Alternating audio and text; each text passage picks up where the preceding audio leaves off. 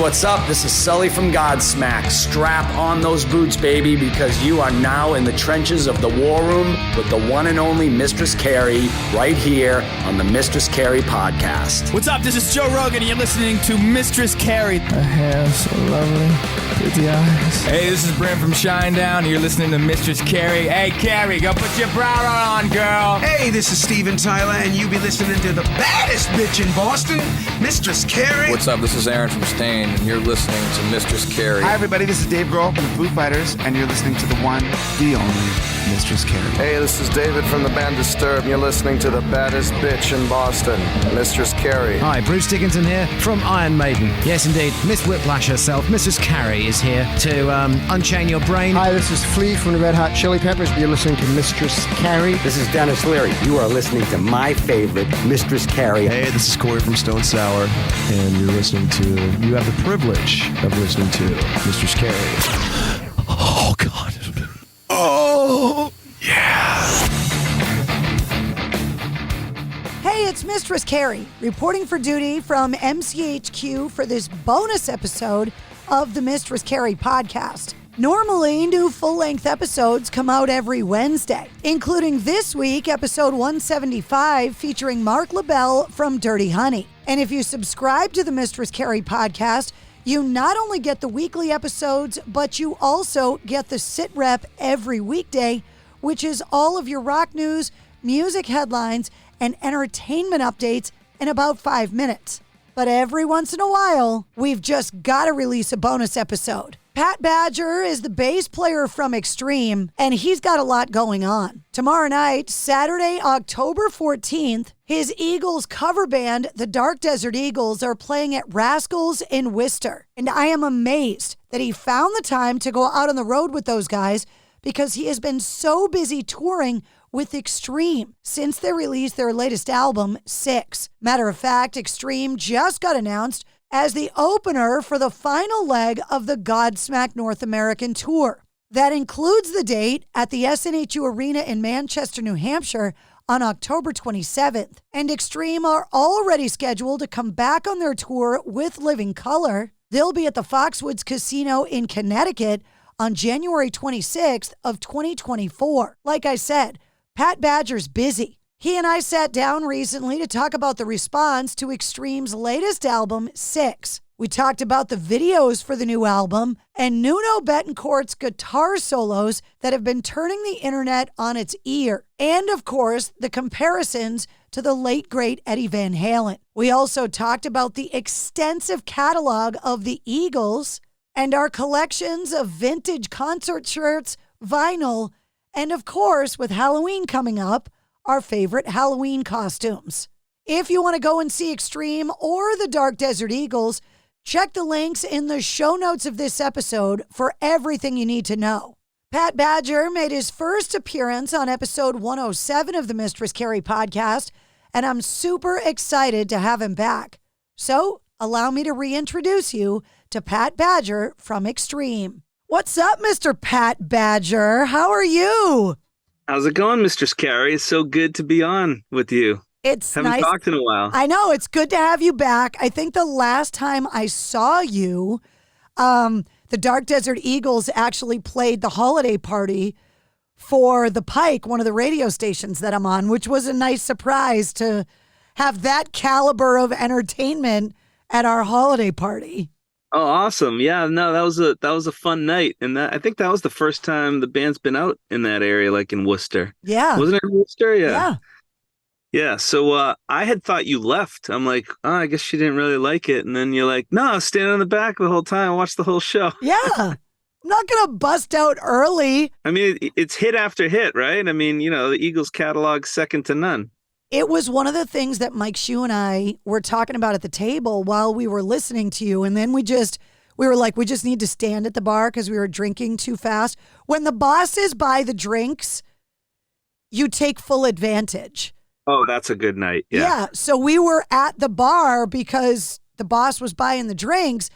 And that was what we were talking about, was that every song you guys started, the Eagles, like AC/DC, like Aerosmith, like the Stones, you're obviously familiar with all the music, but it's staggering when someone plays all of the hits one after another and you go, oh my God, I forgot about this one. Oh my God, yeah. I forgot about this one. And the crazy thing is there's a few like huge hits that they had, number one hits that we're not even playing. Like we don't do Best of My Love and we don't do I Can't Tell You Why. And it's just and we play 2 hours and it's amazing the amount of hits that they had. And also we do like the Joe Walsh stuff. For whoever has not seen the band, we do like Rocky Mountain Way and we do Life's Been Good. And we kind of represent the Eagles in the 70s, not in their 70s. You know what I'm saying?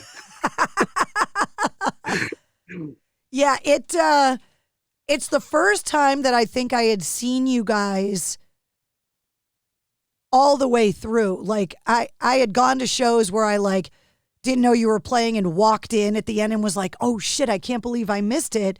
But this was the first time I got to see you guys all the way through. And if you close your eyes, you guys sound like the Eagles in the 70s.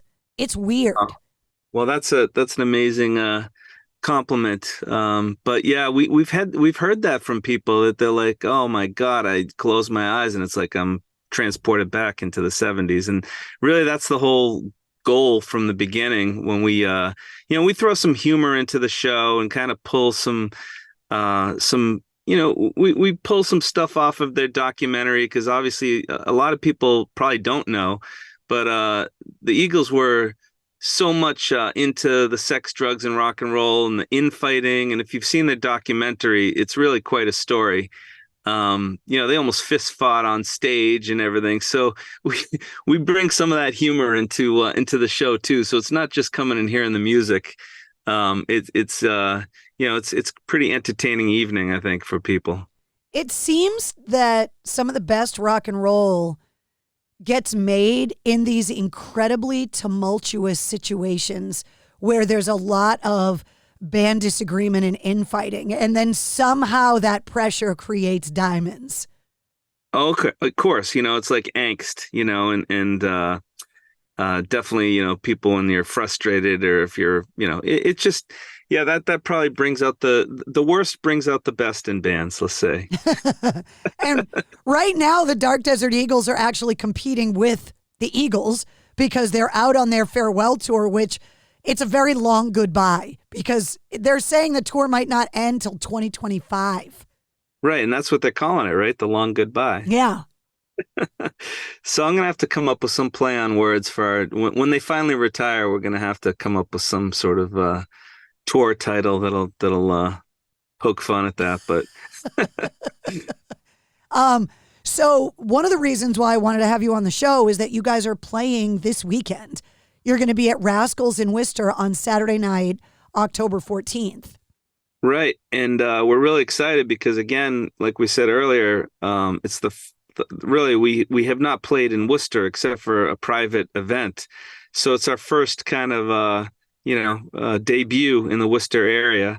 And we know the guys that run the club. We know Frank, who's in another tribute band, Shot of Poison. And we're just really looking forward to that night. And it's the first time the band's played in like 2 months because I've been out on the road with Extreme. Yeah. So, so we're doing a cram rehearsal tonight, actually, for the show. But we'll be ready and psyched for Saturday night. I love all of my friends that are musicians because you guys are always so busy. There's always so much traveling. Last time you came on the show, you were on episode 107, and we did the whole interview while you were stuck on Route 1 in traffic trying to get to Logan because you were traveling because of Extreme. Yeah. Yeah, well, that's part of it. We always say we would play for free, but we get paid to travel and, live in hotels and buses and whatever. That's the work part. So, it's always fun, though, to get out and we just got off of the road. We were out for 2 months. So it was crazy. We Extreme left, Hampton Beach was the second show of the tour. I think we started it in Maine back in early August. And then I just landed, but we just came in from Tokyo a week ago. So it's been like 2 months out on the road, and We also fit Australia in between there, but we did a coast-to-coast run in August, and it was just great going back to some of the cities that we haven't been to in a while. I was so bummed. I missed all the New England dates that you guys did with Living Color because I was in Sturgis the whole time. Damn. I was away on a motorcycle vacation with my husband and a bunch of friends, and literally every New England date was within my vacation, and I missed the whole leg of the tour. And I love Living Color, so I was so excited that you guys were touring with them, and then I had to give somebody my tickets. I was so bummed. Oh, man. Well, you will have another chance because we are coming pretty close. We're going to be playing at Foxwoods in Connecticut. That is in January. I guess it's January 26th. I'm just looking at my notes here. But we're back with Living Color this winter. We're going back out January and February. I'm definitely coming to that Foxwoods show because the reviews on the tour with Living Color were unbelievable. Oh, we had a blast. Those guys are great, and I think as far as Extreme goes, we're playing better than we ever had, and I'm not just saying that. I think just years of experience, but also a shot in the arm with some of the new stuff. The set is just so much fun, and people are they're just going crazy. Usually, how in older bands they, as I guess we call it a heritage act. When bands put out a new record and they play the new song and everyone goes to the bathroom or goes to the bar and gets a beer, that's not happening at our show. It's like people are going nuts over the new stuff, and we're starting to go, wow, I guess we got to add more new songs. It's just been a phenomenal tour so far. Well, when I had you on the show last, I asked you about Extreme's plans, and you were pretty tight-lipped about it. Obviously, we're friends, but I'm a huge fan as well. And we have known that this album was kind of hovering in the ether for a really long time. Oh, yeah. And you couldn't talk about it the last time. Now that the album is out, okay, when did you guys actually start working on this thing? How long have you been lying to me? So honestly, I don't think the band got serious about the record until I guess it was probably like 6 years ago, where we were really like, compiling all the different ideas everybody had and really, starting to get together in the studio and there were a lot of years where we were just kind of like, limping along, playing the old stuff, playing some of the old festivals and Monsters of Rock cruises and all that stuff. But there was times where the band was focused on other things except Extreme. So it wasn't really until, like I said, 6 years ago. And then the album was almost complete. And then COVID came. And so we were like, we can't even fly out to LA to work on the album. We're just like kind of dead in the water for a couple of years. And then even after that, we finished the record, and then things started opening up again. But we were seeing all these, things in the news or hearing from other bands. Oh, someone got COVID. The whole tour got scrapped. The whole bus got it. Bands were traveling with understudies and guys filling in. And I don't know, we just felt like we weren't that type of band that we would go, okay, we can't get an understudy for Nuno, and no one's going to perform like Gary. And we're just looking at each other going, are we really going to put this thing out and risk not being able to tour the record? So we kind of held on to it for a little while longer and said, let's just release it when the time is right and when things are really opened up and we can do a proper tour around the record. I got to talk to you about Nuno because, he plays the Super Bowl with Rihanna. Okay. The record comes out and he plays basketball on a cruise ship. And bangs up his leg. Yeah. And then he sets the internet on fire with the solo in Rise, which has got guitar novices and guitar heroes alike in awe. And without inflating the ego of your bandmate too much, is he a genetic mutant? Because I've watched the video of him playing that solo, and it's one thing to do it in the studio when you get multiple takes. It's one thing to do it in the video when they can cut away to, a shot of you or Gary or Fig or somebody. But he's been out on the road now playing this song live night after night. How does he do it? All right, you're up close watching it. You just brought up several things that I have to kind of go back. First, there's the Monsters of Rock basketball game. So yeah, we're out on this cruise and we're performing these songs for the first time. The first show of the pool deck goes great, and then they have this pickup basketball game where, like, I think it's the most stupid thing. Like, we got great guitar players like Joel Hoekstra, Nuno, all these guys playing basketball that could, like, break a finger, stub their finger. And in Nuno's case, he came down on his knee the wrong way and completely blew the knee out, like ACL, MCL, torn the meniscus. So all the CLs, just all the CLs are gone. Like, he completely, and so we had to play the second show, which was in the theater. And he had to sit down in a chair the whole time, like freaking Axl Rose and Dave Grohl. We're like, are we gonna have to call those guys to borrow the throne? And so it turns out that he's been able to do rehab on his knee. He hasn't had the ACL repaired yet, but it needs to be, like, completely overhauled and, like, put a cadaver ACL in there.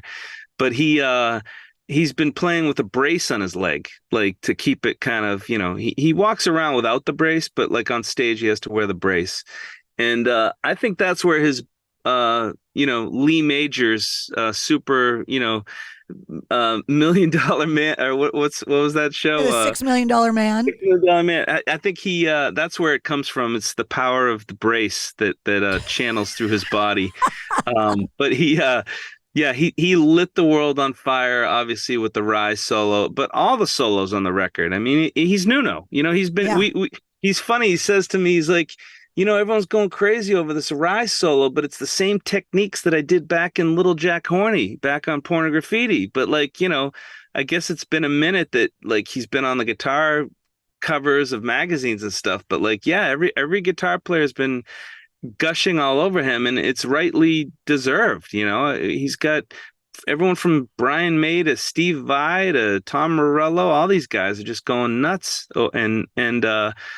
So, it was funny because I know he had a bit of pressure early on the tour to pull off the solo because he knew there was so much hype around it.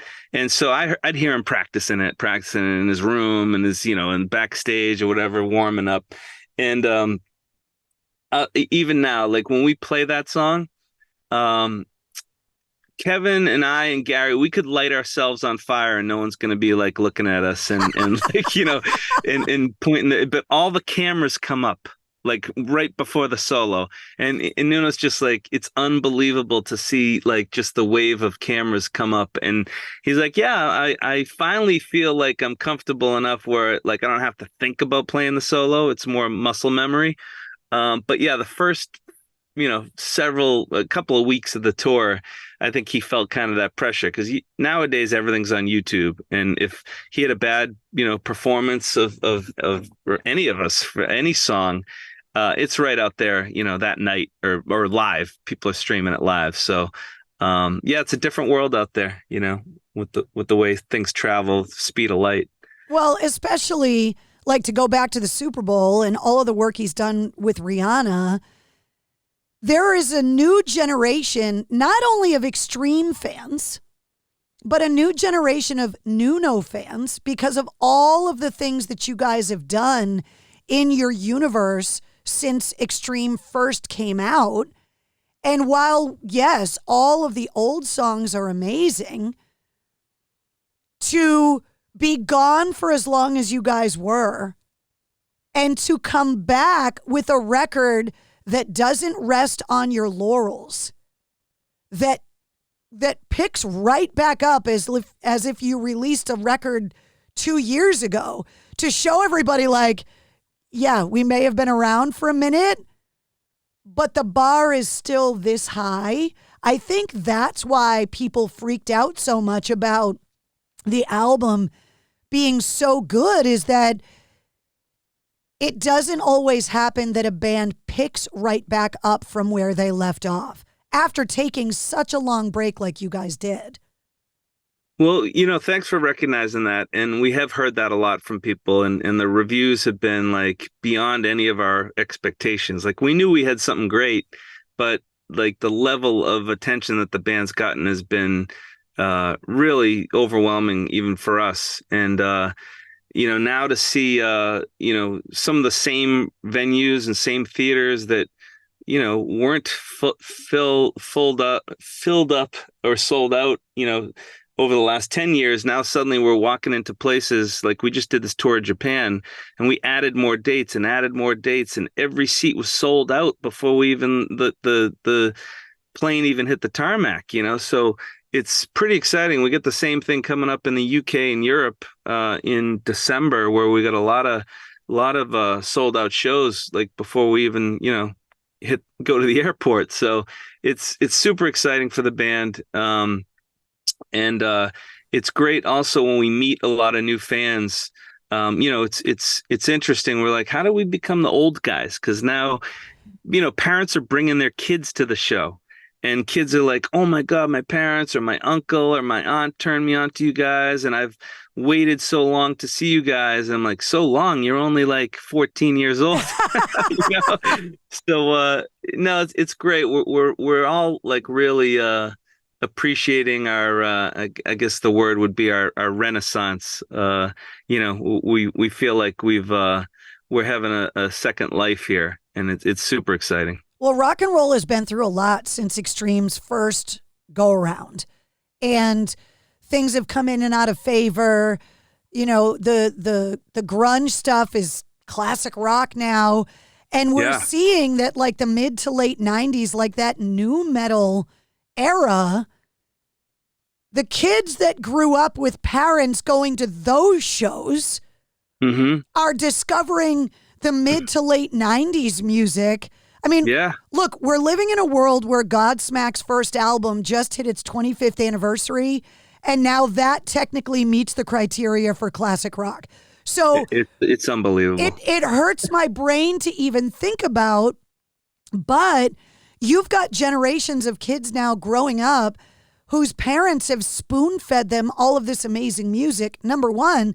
And number two, to go back to the Nuno thing, but also to give you guys credit where it's due when it comes to, as you said, Gary's vocal performance and his performance on stage, your performance. You don't get enough credit for the harmonies in Extreme that I think you get highlighted as a vocalist a lot more in Dark Desert Eagles because you're the front man. But part of Extreme is the amazing harmonies that you guys deliver live. But all of these things are new to kids growing up, that these things are all new. And how many guitars did they sell during COVID? How many kids were learning Smoke on the Water during the pandemic? Yeah. And then you guys come out with this frickin' record and they're looking at Nuno like, what the fuck? Yeah. No, it is exciting to see the younger generation getting into guitar again. Because like you said, with the grunge thing, there wasn't a lot of guitar solos going on. Yeah. New metal is a lot about the riffs and, I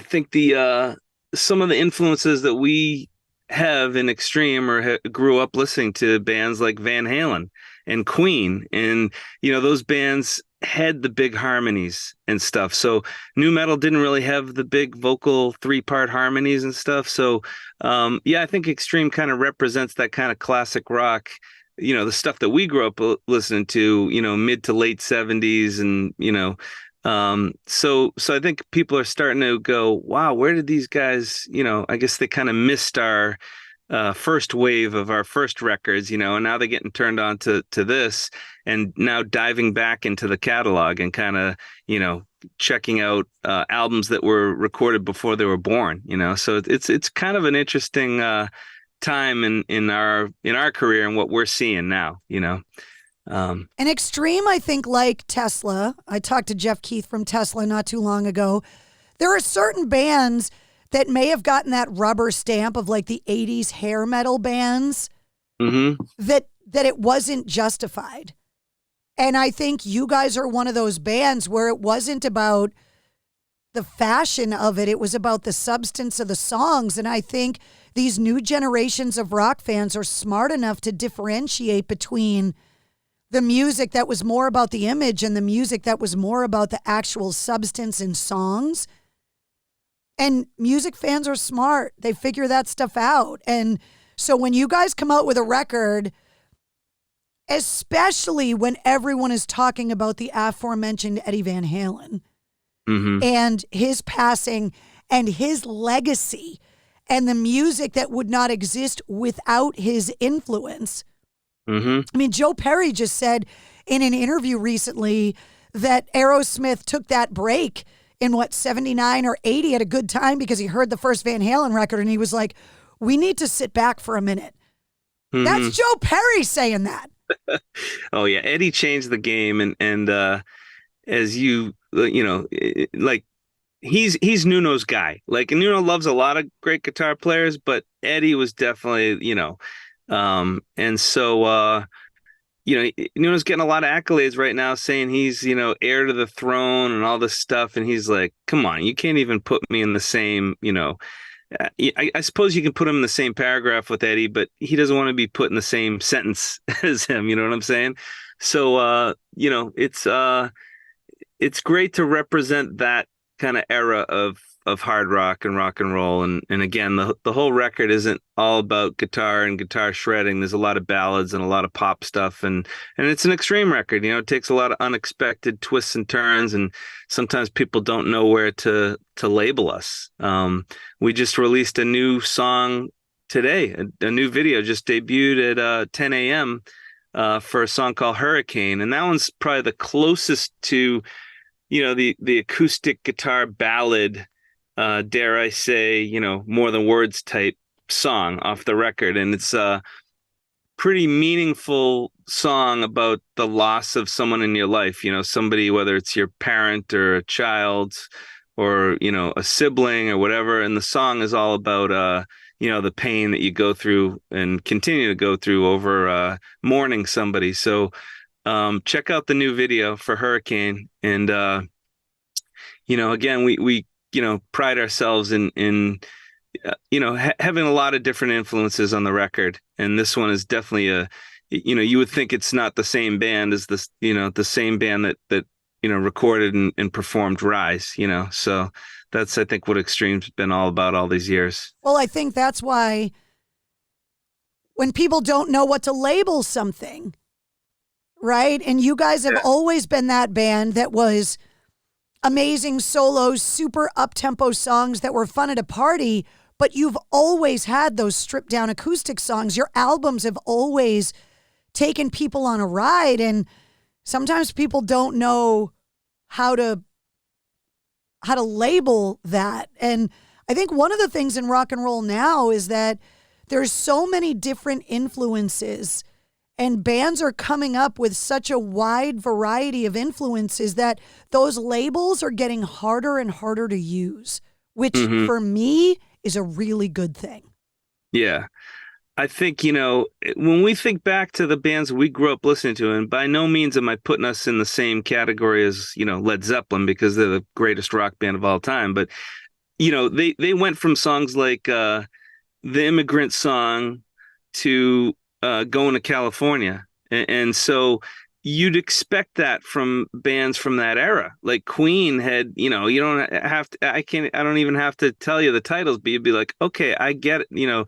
These bands didn't have a label and didn't stick to the same formula for 10 or 12 songs in a record. We're just playing and recording songs that we think, that we want to express ourselves, but we never really thought about the, what are we going to do to appease the label or appease the people that, the powers that be that want to put a label on us. We just want to do what we want to do. And luckily, or, I don't know what the word would be, but by good fortune, it's worked out for us to a certain level. We've had some great success, and luckily, we've been able to play music and tour this many years later after the band, got together back in 1987. It's hard to believe. I still have the tour shirt from 1987 when you guys played at my high school. Amazing. I saved it.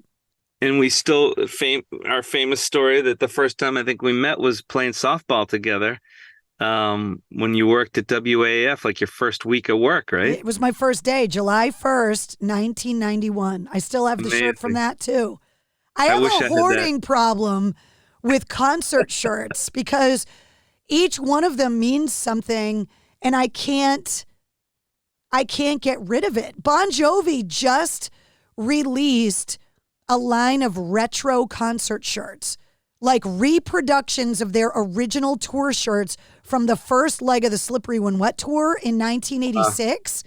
That's brilliant. And the shirt from the show at the Worcester Centrum that was my first rock concert, I didn't buy a shirt. And I was able right now to just go buy a brand new official version of the first concert I ever saw. That's great. And I was like, I have to have it. Like, I have to have that shirt. So maybe you guys should go back and remake those old Extreme shirts. That would be awesome. I got a few of them up in my attic. But yeah, I have a similar one. I remember seeing Van Halen Fair Warning tour at the Boston Garden. That was 81. And I remember the T-shirt I had bought, and of course it would never fit me now, but because I was like in junior high school at the time, I was probably still wearing the small. But I've seen them online for crazy money. Oh yeah, it's huge money. And then I've seen repro shirts of the same design. I don't know who recreated the design. But I've been tempted to rebuy that T-shirt because, it meant something to me. That was like the show that changed my life. Yeah. And I love, like, there are so many things that people do with these shirts, right? You can have them made into pillows and quilts and all that.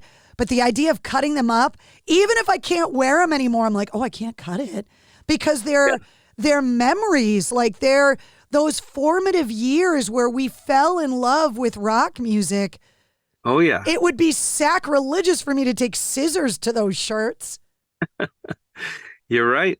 Yeah. I mean, it's just, we were so lucky that we grew up in the time that we did. I know, obviously younger generations enjoying rock and stuff, but we grew up with the, putting the vinyl and hearing the pop. And not that vinyl hasn't come back, but it's not like when we were kids, that's all we had. Yeah.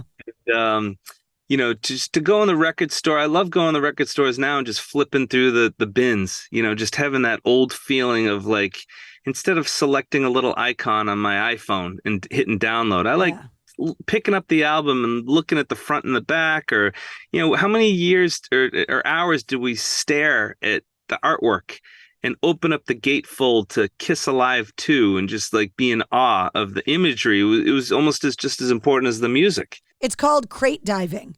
Crate diving. Yeah. That's great. That's a the good term of going through the milk crates and going through the record store and combing through to see what little gem you were going to find.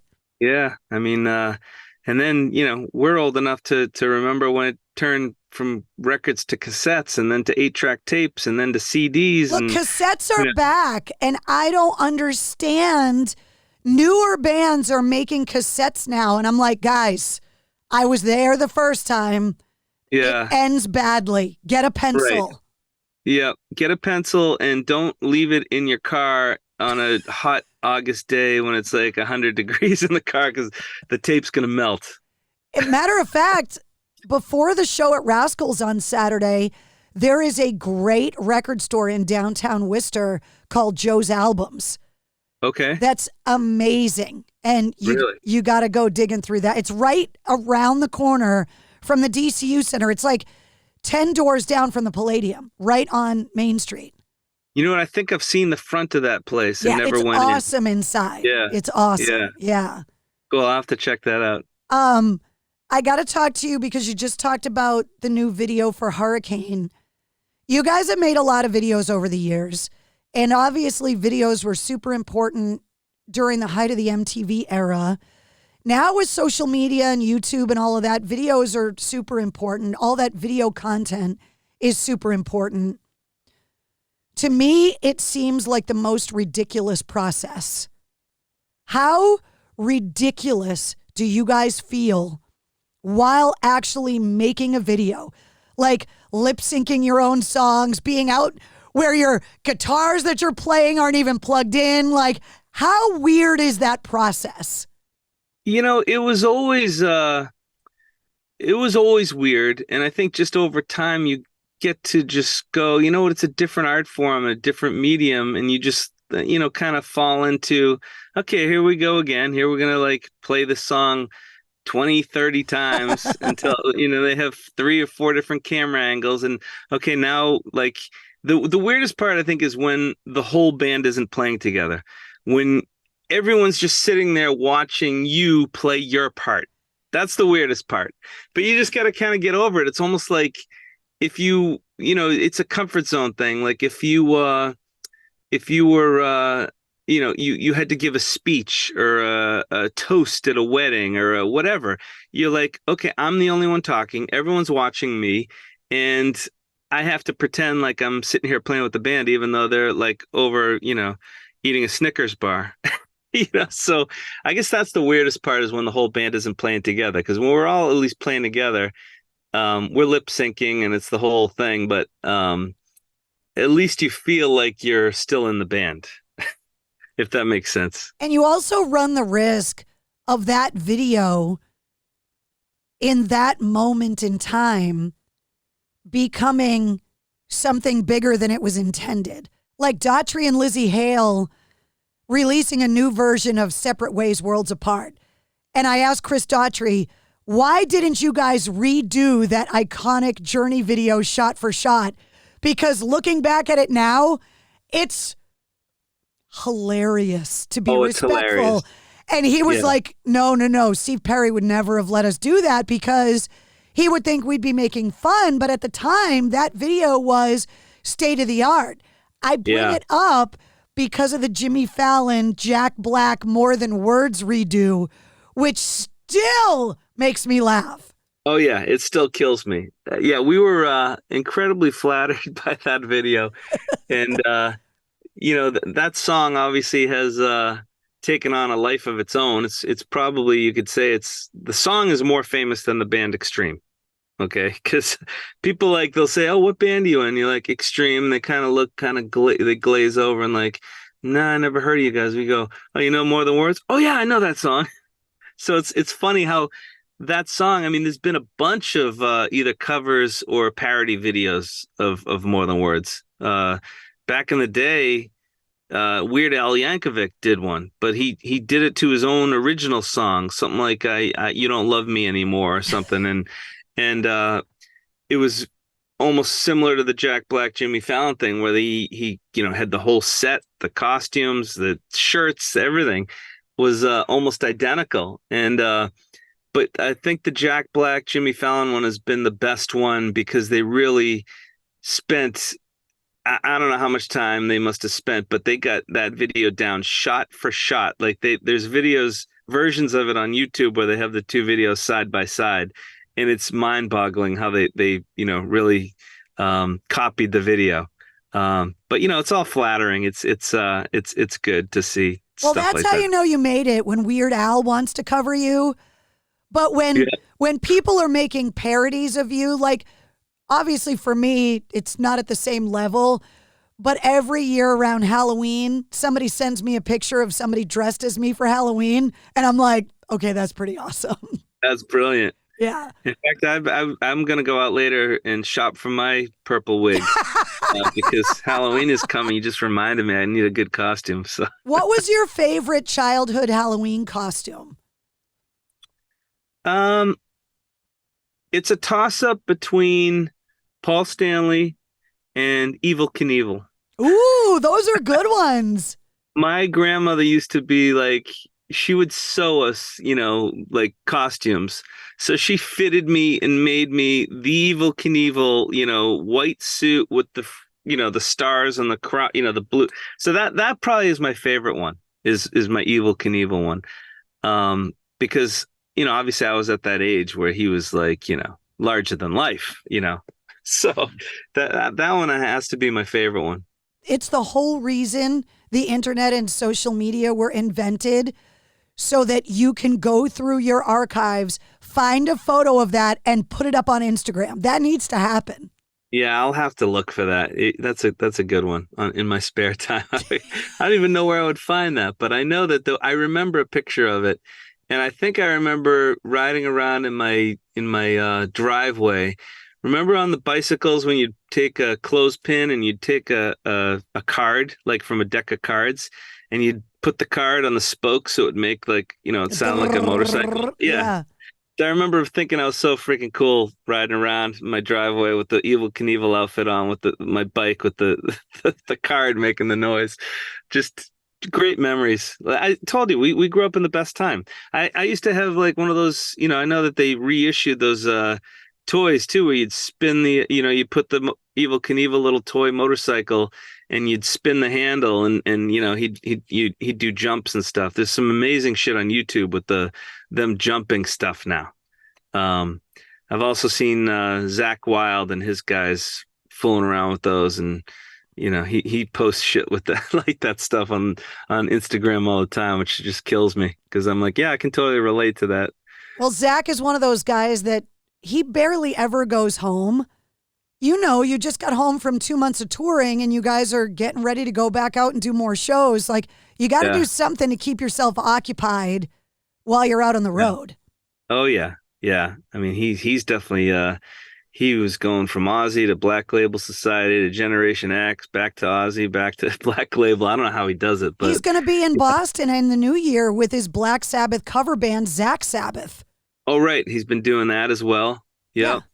Another guy that has amazed me over the years is Billy Sheehan as well, because we've done gigs with him as Mr. Big, and then we've done gigs with him with Winery Dogs, and then he's off doing something with Jeff Scott Soto, and then he's off doing something else, and the guy lives out of a suitcase. I'm like, and when he's not out on the road touring, he's going around doing like bass clinics at music stores, and I'm like, do you ever like just sit on the beach and have a cocktail? Well, both of those guys that we're talking about have been on the show, and both of them, it comes from a place of passion. Like, they don't make music and tour because they want to make money or they're bored, or they do it because there isn't anything else in the world they would rather be doing. And I think you guys are all the same way, because not only are you in Extreme, but like Gary's got his other projects and you've got the Dark Desert Eagles, and obviously, Nuno has got all of the recording and the side stuff and the Super Bowl with Rihanna that he does. It's because you guys love it so much. Yeah, I mean, like I said, earlier in our interview, we would do the performing part. We would do for free. That goes back to like when bands first start out and you have to pay to play. So it's really.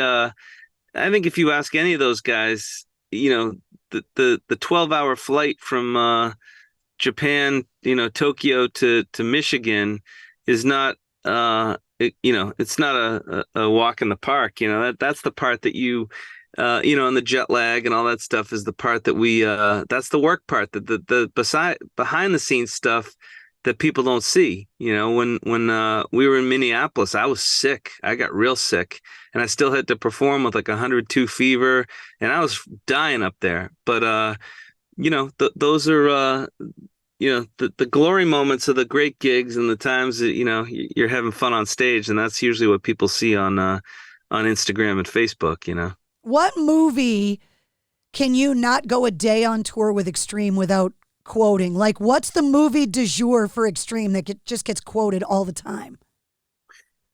Well, I think like any band, there's probably a bunch of different ones. Somehow Spinal Tap always comes up, I think, for any band, Always, yeah. but I think we reminisce and like have some quotes and some jokes that have lasted decades that like we'll just remember out of the blue and go, you remember when this happened and someone said this or someone said that. I mean, we're quoting people from decades ago that we just laugh at old stories. The Dark Desert Eagles are going to be at Rascals in Worcester this Saturday night, October 14th. Yep. And then you've got a bunch of shows. It's crazy to see you guys playing with Godsmack because it's like, first of all, it just shows the amazing music that's come out of this region. But you guys have been friends for so long. So you guys are going to be with Godsmack at the SNHU Arena in Manchester on October 27th. Yep. We're also doing 3 other shows with Godsmack in this area. Well, there's one out in New York. Yeah, you're in New York, New Jersey, and Connecticut. Yeah, Wallingford, Connecticut. And then we have Manchester, New Hampshire, like you said. And then we have a New Jersey show, Camden, New Jersey, which I thought October was going to be a month ahead off. And then these dates popped up because, as I don't know if anyone out there knows, but Paul Geary, the original drummer of Extreme, is the manager of Godsmack. So yeah, we've had a tight family, kind of vibe with all those guys for all these years. We've played some things, I think, at the we've played some shows, but never. I don't think we've ever done like a direct support for Godsmack. We've played at like some festival things together or whatever. But it'll be fun to do these 4 dates with those guys. And then, Extreme goes off to the UK and Europe for right after Thanksgiving, and we get home right before Christmas. So we got a busy year on tap. And then January back out with Living Color at Foxwoods. Yep, late January and all of February we're doing another U.S. run. Again, we're going to be doing some shows in this area, but then again we move ourselves out west and then down through the south. We got to do some cities we haven't done yet and some states we haven't been to, like Texas, and then we end up going out on the Monsters of Rock cruise in March. No basketball for Nuno. No basketball, and so then we do the Monsters of Rock cruise, and then we have a few dates in the works that right when we get off the boat, it looks like we may be doing some stuff in the southeast that we haven't been to that area as well. So it seems like it's a good problem to have. The phone keeps ringing and people promoters wanting the band, new states, new cities, new venues, and we're really looking forward to continuing with Living Color as well. Well, the Dark Desert Eagle date and the Godsmack show and the show at Foxwoods, all those shows I have linked in the event calendar at mistresscarrie.com to make it easy for people to find and buy tickets. And I will be hitting you up shamelessly to get me tickets because I'm not missing these shows. Please do. So expect a call. You can hit me up anytime you want. So we're it's going to be a very busy year, and looking like next year is going to be a very busy year too. So you might have to dig out that Evel Knievel outfit for that Godsmack show in Manchester because it's pretty close to Halloween.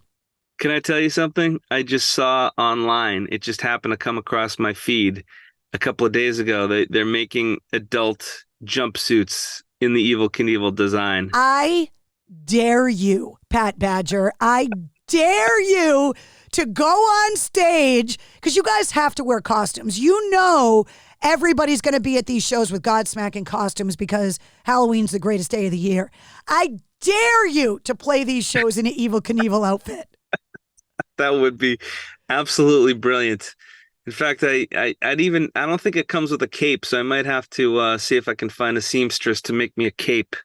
Because Evel Knievel is so good with the cape. It's like the Elvis not outfit. Have a cape. It would be so awesome. It would be sick, yeah. Well, I will see you soon for sure, multiple times, because I was so bummed that I didn't get to see all the New England dates with Living Color because I was away on vacation, and I really want to hear some of this new music live. So I will see you soon. And of course, Dark Desert Eagles this weekend at Rascals in Worcester. Anytime, anywhere, hit me up. And thank you for having me on. Yeah, I look forward to, and whoever's listening, come out to see either band, both bands, and we're going to have a great night either way. I'll see you later. Take care. Thanks for having me. There he is, the one and only Pat Badger from Extreme. If you want to go see his Eagles cover band, the Dark Desert Eagles, they'll be at Rascals in Worcester Saturday night, October 14th. Extreme have also got a couple New England dates scheduled, opening up for Godsmack October 27th at the SNHU Arena in Manchester, and on their headlining tour with Living Colour, January 26th of 2024 at the Foxwoods Casino in Connecticut. Get the details on all of that on the events calendar at mistresscarrie.com, or just check the links in the show notes of this episode. You'll also find the links to Pat's first appearance on the show on episode 107 back in 2022.